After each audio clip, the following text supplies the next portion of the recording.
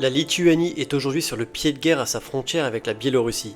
Pas au sens d'une offensive, mais au sens militaire du terme, posture d'alerte maximale, armes prêtes, chaîne de commandement activée. Concrètement, les forces armées lituaniennes ont renforcé leurs unités de défense aérienne le long de la frontière biélorusse. Ces unités ne sont plus en simple entraînement, elles sont déployées, armées, intégrées au réseau OTAN et prêtes à réagir à la moindre menace à la frontière. Alors pourquoi maintenant ? Déjà parce que pour Vilnius, le Bélarus n'est plus un état tampon, c'est un co-agresseur.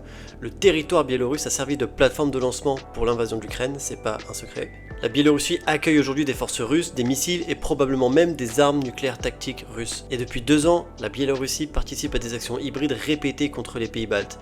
Drones, ballons volants, provocations et pression migratoire. Dans ce contexte, parler de routine serait mensonger. La Lituanie se prépare au pire scénario, pas parce qu'elle le souhaite, mais évidemment parce qu'elle n'a aucune profondeur stratégique.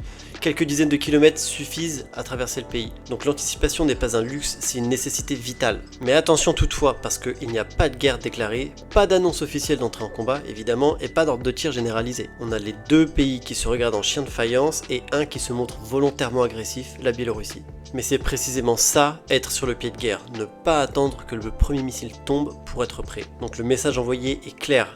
À Minsk, toute provocation sera traitée comme une menace militaire. Le flanc est de l'OTAN n'est ni passif ni naïf. Et la Lituanie agit comme ce qu'elle est devenue bien malgré elle, c'est-à-dire un état de première ligne, conscient que la guerre en Ukraine n'est pas un accident régional mais une déstabilisation durable de la sécurité européenne. Et donc, dans ce nouvel ordre, la frontière biélorusse est déjà clairement une ligne de front potentielle et probablement une ligne de front en devenir. Pendant que l'Europe de l'Ouest vit dans sa bulle, l'Europe de l'Est se prépare à une guerre imminente.